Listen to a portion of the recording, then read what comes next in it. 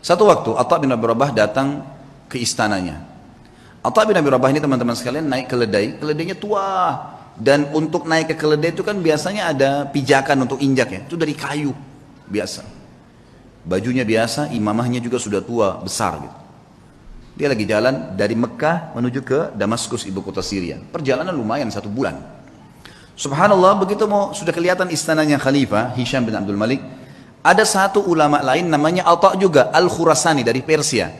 Terkenal juga ulama tabi'in, Atha Al-Khurasani. Jadi kalau disebut nama Atha dua ini, Atha bin Abi Rabah di Mekah, ini bekas budak yang jadi alim ulama. Ini Atha Al-Khurasani memang anak pejabat, tapi jadi alim ulama juga.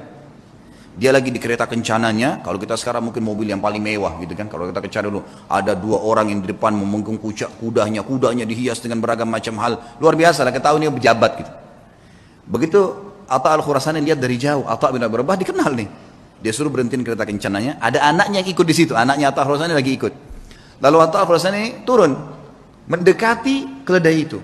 Kata anaknya yang meriwayatkan kisah, saya belum pernah lihat ayah saya turun mendampingi orang, datangin orang. Biasanya dia yang didatangin, ini enggak, dia turun didatangin. Siapa orang ini? Sudah imamanya tua, bajunya tua, keledainya lagi pakai kayu, gitu kan. Kata anaknya nih, dia bilang, saya tidak pernah lihat ada orang semiskin itu. Dalam kisah itu gitu. Lalu ayah saya pun datang memeluk salaman seperti sahabat lamanya. Lalu mereka ngobrol, saya tidak tahu apa yang diobrolin. Lalu kemudian ayah saya kembali ke kereta kencana lalu mengatakan kepada saya, wahai anakku, saya akan masuk bersamanya ke Amir Mukminin. Kata anaknya, ayah, siapa orang ini? Gitu. Saya belum pernah lihat orang semiskin ini. Gitu. Kata dia, hati-hati dengan lisanmu. Ini adalah Atha bin Abi Rabah. Kata anaknya, Atha bin Abi Rabah, alim ulama. Kata ayahnya, iya. Makanya hati-hati, jangan ngomong sembarang. Walaupun bukan Atha bin Abi Rabah, kau tidak pantas mengucapkan kalimat itu. Anaknya mengatakan, saya pun beristighfar kepada Allah. Lalu saya melihat ayah saya jalan kaki bersama dengan Atha bin Abi Rabah. Masuk. Jadi cerita, masuklah mereka ke istana lalu mereka keluar. Kata anaknya, ayah, kata anak Atha Al-Khurasani, anaknya bilang, ayah, ceritain apa yang tadi terjadi di dalam. Kata Atha Al-Khurasani, demi Allah, kalau bukan Atha bin Abi Rabah, saya tidak diizinkan masuk. Atha bin Abi Rabah jalan pincang, kakinya hitam, tubuhnya hitam, bajunya biasa, matanya satu rusak. Jalan. Dia bilang begitu kami masuk, ini Atha Al-Khurasani dengan baju jubahnya yang mewah dan seterusnya. Jalan. Dia bilang begitu demi Allah kami masuk ke pintu gerbang istana. Hisham bin Abdul Malik berdiri dari singgasananya. Raja berdiri, kemudian mendekati Atha bin Abi Rabah. Dan orang-orang tidak tahu nih Atha bin Abi Rabah siapa. Pejabat-pejabat ini banyak yang tidak tahu, karena cuma dengar namanya. Lalu julukannya Atha bin Abi Rabah ini adalah Abu Muhammad, anaknya Muhammad. Hisham mengatakan, hahuna Aba Muhammad, kesini ayahnya Muhammad. Atha bin Abi Rabah setiap mau mampir ke sebuah kursi dia bilang, la hahuna Aba Muhammad, dirangkul terus tangannya. Kata Atha Al-Khurasani, begitu sudah dekat dengan singgasananya, lalu kemudian saya dipersilakan duduk. Atha Al-Khurasani dipersilakan duduk. Lalu Atha bin Abi Rabah demi Allah didudukkan di sebelah singgasana khalifah, sebelahnya pas. Dan belum pernah singgasana khalifah diduduki oleh orang lain termasuk anaknya khalifah. Enggak boleh duduki singgasana itu. Hisham mengajak Atha bin Abi Rabah yang luar biasa begitu kehidupannya tadi, kondisinya duduk di sebelahnya. Lalu kata Hisham, ya Aba Muhammad, ada hajat apa? Kata dia, ada hajat saya. Hajat yang pertama dia bilang, penduduk Mekah dan Madinah wahai Amir Mu'minin, tetangganya Allah dan tetangganya Rasulullah SAW. Karena di Mekah ada Ka'bah, berarti orang yang tinggal di Mekah kan tetangganya Allah, bahasa santunnya begitu.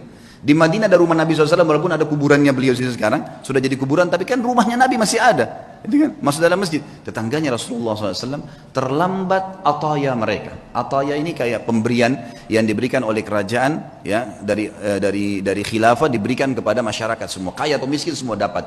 Dari hasil pendapatan negara, nanti dikeluarkan untuk kebutuhan negara, kemudian sisanya dibagi rata. Itu haknya masyarakat. Penduduk Mekah dan Madinah tetangga dengan Rasulullah SAW terlambat ataya mereka. Maka saya mengingatkan anda kepada Allah agar memberikan kepada mereka. Baik. Kata Hisham, ya gulam, sekretaris datang, catat dan berikan sekarang juga. Ada lagi hayanya Muhammad, ada lagi. Para mujahidin yang membela perbatasan kaum muslimin, mereka ribat setiap hari. Terlambat gaji-gaji mereka. Ada istri dan anak mereka mengeluh dengan saya. Maka berikan hak mereka. Ya gulam, catat, segera jalankan pesannya Aba Muhammad. Ada lagi hayanya Muhammad, terus aja Atha menyampaikan hajat muslimin. Gak ada hajat dia pribadi nih, hajat begini, hajat begitu. Ringkasnya adalah terakhir, sudah 5 hajat, 6 hajat disampaikan. Kata Amir Mu'minin, masih adakah hayat Muhammad? Kata Atha Al-Khurasani, demi Allah, Atha bin Abi Rabah berdiri. dengan tegak di depan Amir Mukminin, lalu mengatakan kalimat yang membuat istana itu kalau mau goncang bisa goncang. Dia mengatakan apa? Wahai Amir Mukminin, ada hajat yang lebih penting dari semua yang saya sampaikan tadi. Kata Hisham, apa itu wahai Atha? Aba Muhammad, apa itu? Ini orang-orang kaget, belum pernah ada orang khalifah duduk, dia berdiri di depannya dan dia menunjuk nih, ada hajat yang lebih penting. Kata dia, apa itu hai ayah Muhammad? Demi Allah wahai Amir Mukminin, kau dilahirkan di muka bumi ini sendirian, dan kau juga akan mati sendirian, dan kau akan dihisab oleh Allah sendirian. Demi Allah, semua yang kau lihat di sekitarmu ini tidak bermanfaat buat kamu, maka bertakwalah dengan Allah. Hisham bin Malik menangis, waktu itu menangis luar biasa sambil memukul tongkatnya.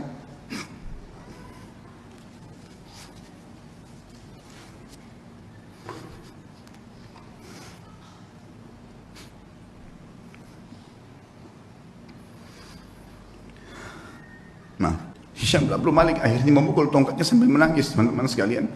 Lalu mengatakan jazakallahu khairan, semoga Allah balas anda dengan kebaikan. Gitu. Setelah itu kemudian kata Atha al-Hursani, kami pun keluar. Dan demi Allah Atha bin Abi Rabah tidak minum segelas air pun dari Amir Mukminin, tidak minum segelas air pun. Dan waktu kami tiba di pintu gerbang, maka dikejar oleh seorang sekretaris untuk memberikan dia sekantong uang emas. Maka Atha mengatakan demi Allah saya datang bukan untuk ini, kemudian ditinggalkan. Lalu kemudian Atha bin Abi Rabah pulang teman-teman sekalian hanya untuk menasihati di khalifah dengan hajat muslimin, dan tidak ada hajat dia sama sekali. Kata Atha al-Khurasani sebagai penutup kisah, demi Allah kalau Atha bin Abi Rabah menyebutkan semua hajatnya maka akan dipenuhi oleh Amir.